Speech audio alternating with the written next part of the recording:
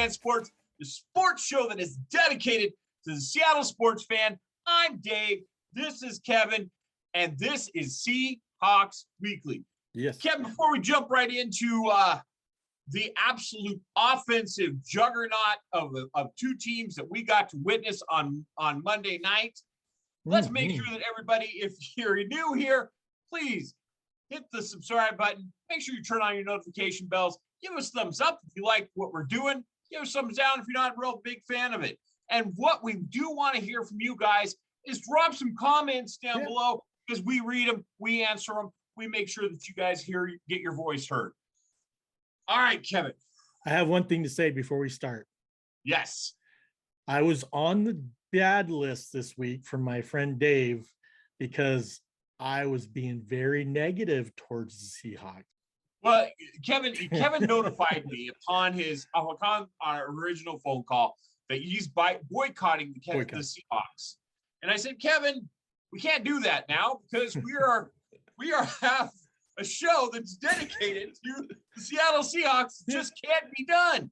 Yeah. So true. What we saw on Monday, Kevin, was a 13-10 loss to the New Orleans Saints in a less than favorable climate game. Okay. Yeah. There was rain, there's wind, there was everything like that. However, Kevin, the first quarter for me was entertaining as all get out, because I watched Marshawn Lynch say the S word twice and the F word once, and made sure that Eli Manning took 3 shots of Hennessy. So that to me was the entertaining part. If you haven't watched the Eli Manning, Peyton Manning broadcast, it is worth every second. I laughed my butt off, and that's not hard to do. Anyway, Kevin, getting down to the game that was on the field, wow. I mean, there's so much not good to say. Kevin, what do you think it was the number one reason that we lost that game besides the 2 missed field goals? I think the number one reason we lost that game was twofold. One, the center position is an absolute nightmare. We have to address it. And the fact that Gino was 12 for 22, 167 yards and 1 TD. 84 of those yards came on one play, which included the touchdown. So the rest of the game, he only had 83 yards. You cannot win a football game if you can't even throw a 5-yard pass, a 10-yard pass that let the guys play and break it away. I mean, DK, what was he targeted one other time in the third quarter? I mean, he was not targeted at all after that first play that he just broke it open. I mean, why would you not go back to that horse? We got Gerald Everett. I mean, he can catch, he can run after he catches. We got Will Dissly, Tyler Lockett. I don't even know if he was even in that game. He didn't even have any stats. It's just ridiculous that we cannot throw more yards than 83 yards. It just doesn't make any sense. Well, then we must have been a rushing juggernaut, Kevin. No. Kevin just says no. That did not happen. No, yeah. I'm trying to be positive. So that did not necessarily happen. My pick to click, Rashad Penny. No. That's all I have to say is laugh. No, that's all we have to say with Rashad Penny. Oh, man. Oh, he was brutal looking. Can we do that to Rashad Penny, finally say goodbye to him? I don't know what we're going to do, to be honest with you, Kevin. Speaking of that, Dave, trade deadline on Tuesday. Yeah. Are we buyers or sellers? Well, let's talk about the defense real quick, and then we'll answer that question. Okay. I felt the defense played better. I think that Jamal Adams was more active. I think Kevin's just going to say no again. No. I know. I think the run defense played way better. Yeah. I thought the first half, watching Alvin Kamara just destroy us. And it was really only on one series, their touchdown series. Everything else. No, I think it was the last couple series. They got a field goal and a touchdown, and that just destroyed us. And just to watch him be so far open and run the same play over and over and over again, and we couldn't stop it. It was just, I don't understand. I really don't understand. He's the only one that's going to really beat you, and we couldn't stop him. And we stopped the run, but we couldn't stop his catching in the backfield. All right, well, let's go back to your previous question, Kevin. Yes. You said to me, Dave, are we buyers or are we sellers? And right. You know what, Kevin, to be honest with you, I think right now, I don't know if I have a clue whether we're a buyer or seller because, our record says that we're sellers but it seems like the philosophy in Seattle is that we still have a shot. We're still in this thing is what I heard Pete say on Monday or Tuesday, excuse me. Exactly. And so I honestly think that right now it's going to have to come down from Jody Allen one way or the other. I think she's going to have to either say sell or she's going to have to say buy. And that's the person who right now that's writing the checks. And unfortunately, boy, I tell you, I'm glad I'm not in that front office because I wouldn't know which way to turn. Besides, Kevin, do we have anybody that's of value?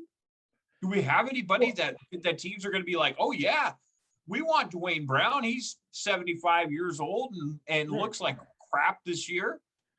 I mean, well, I think Quandre Diggs is probably our best player right now. And I don't want to get rid of him. I want to keep him. I want to sign him long term. However, we need a center. This whole Kyle Fuller and Ethan Posick, it's just been a disaster. And I think we got to figure out, I don't know if we can package a deal with LJ Collier and maybe somebody else. Rashad Penny. We'll give you Rashad Penny. And LJ Collier. And get a center. I don't know. I think we got a couple other cornerbacks that we can get rid of too. I mean, that aren't playing right now. So right. We'll bring Trey Flowers back just so that we can put him in this trade package. Exactly. I agree with you. Yeah.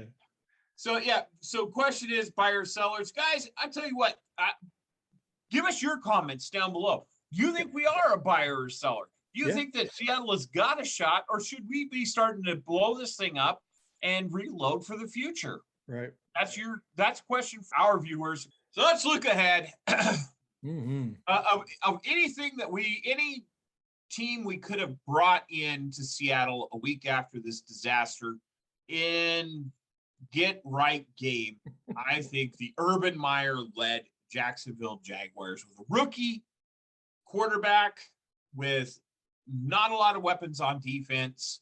I mean, if you look at New Orleans, they had that amazing middle linebacker. They had Lattimore. I mean, they had a decent defense. I mean, it was decent. So it's worth being a little bit scared of, correct? I didn't think they're as good as we were bad, but they were good. They were good defense.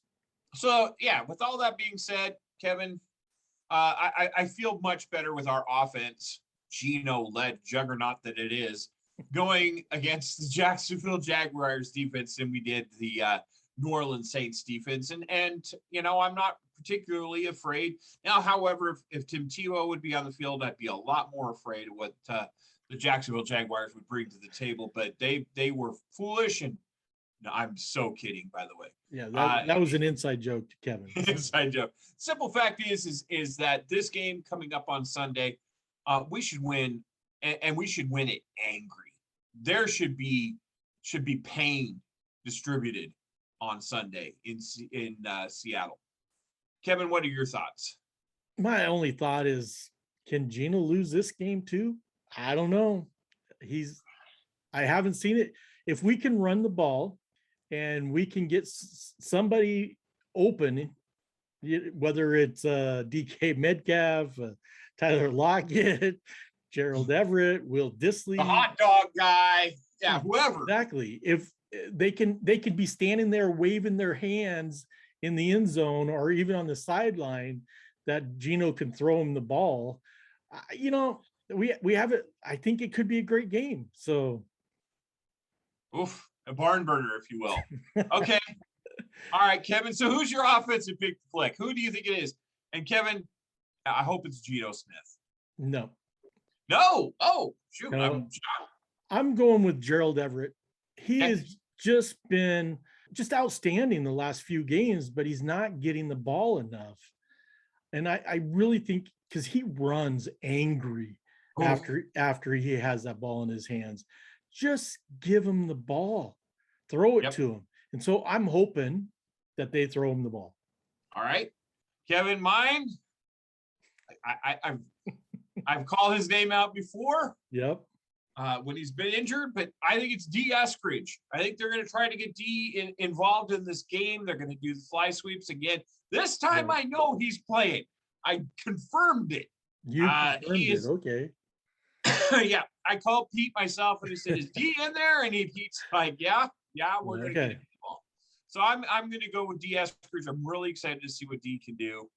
So there we go. D. Eskridge is mine. Okay. Let's flip-flop to the defensive side of the ball, Kevin. And again, Gino Smith is probably your defensive player this week. No. Okay. My defense player this week is DJ Reed. He has just been lights out the last few games, and they're not throwing towards him anymore. It's been pretty impressive to watch, and I want to see him continue. I still would like to see a pick six, so I'm rooting all the way for DJ Reed. Do you think DJ Reed outplays Griffin on Sunday? Yes. Okay. You heard it right here. C-Fan Sports, Kevin said yes. He doesn't say that very often. Anyway. Not lately, no. Not lately, no. Mine is Darrell Taylor. Kevin, I think Darrell Taylor is going to have a huge game. I think even though the offensive line for the Jacksonville Jaguars has given up only 8 sacks all season, I think that he puts pressure and makes the young quarterback make a few mistakes. Lawrence probably makes 2 or 3 mistakes this game, and I think that could be the difference. I still think Seattle wins, and I think they win big this week. Kevin, what is your final score this week? 24-17. 24-17. I have more faith than Kevin. I think we win this game 28-10, and we blow out the Urban Meyer-led Jacksonville Jaguars. All right, Kevin, we only have 2 words left for these people, and they're not. I was going to say they're not go Gino. It's go Hawks, Kevin. You have a great day.